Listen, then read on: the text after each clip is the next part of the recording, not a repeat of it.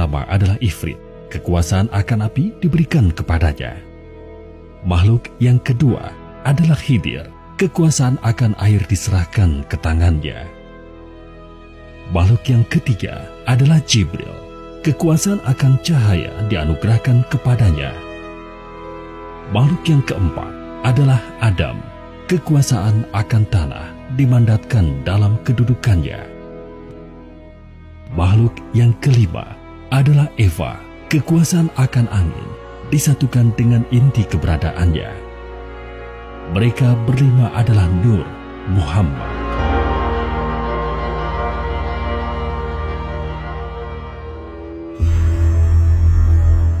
Sang Maha Memerintah kemudian menyampaikan kehendaknya kepada mereka untuk menciptakan sebuah dunia yang berbeda dari alam rohani tempat mereka sekarang berada.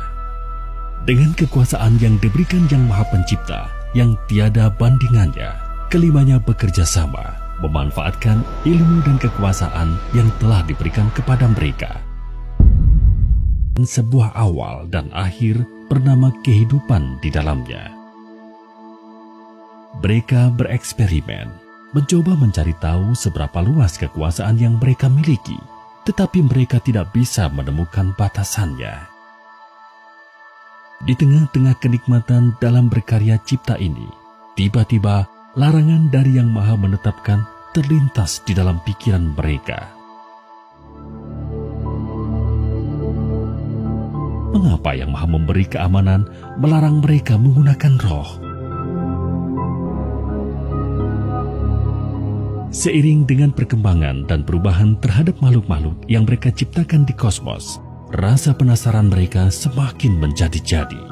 Hingga pada suatu ketika, keempat dari 5 bersaudara ini akhirnya tidak bisa menahan diri untuk mulai menggabungkan secuil roh, esensi eksistensi mereka, dengan makhluk-makhluk yang mereka ciptakan di alam semesta.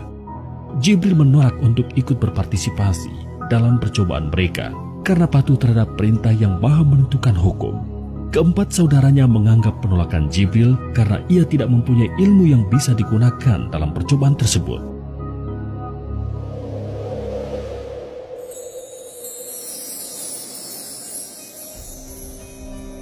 Setelah mencoba, mereka berempat sangat gembira mengetahui kombinasi dua hal yang berasal dari dua dunia yang berbeda, menciptakan makhluk-makhluk baru yang unik, berbeda dengan semua makhluk yang pernah mereka ciptakan sebelumnya.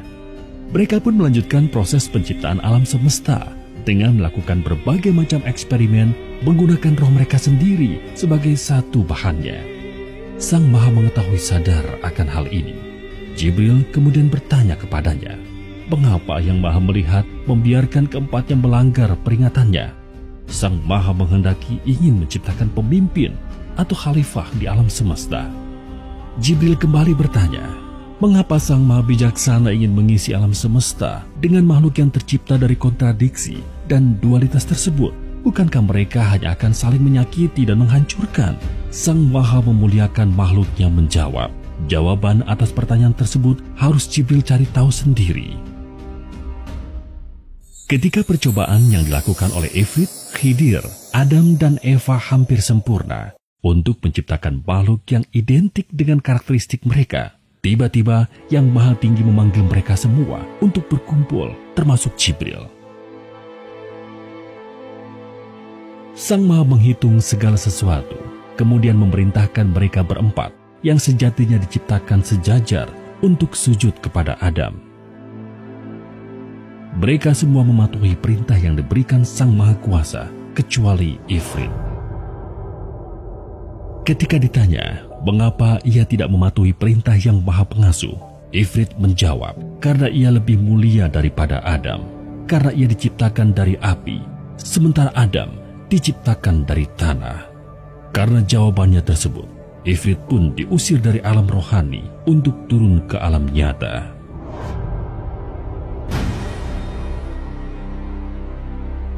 Ifrit diberikan kesempatan untuk membuktikan bahwa ia lebih mulia jika dibandingkan saudara-saudaranya yang lain, dengan mengalami sendiri kehidupan di alam nyata.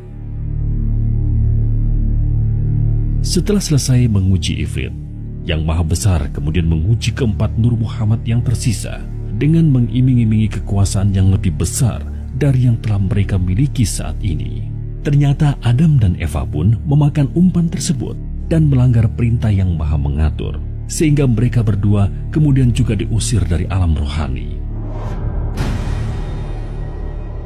Adam dan Eva diberikan kesempatan untuk menambah pengetahuan dan kekuasaan yang mereka miliki dengan mengalami sendiri kehidupan di alam nyata.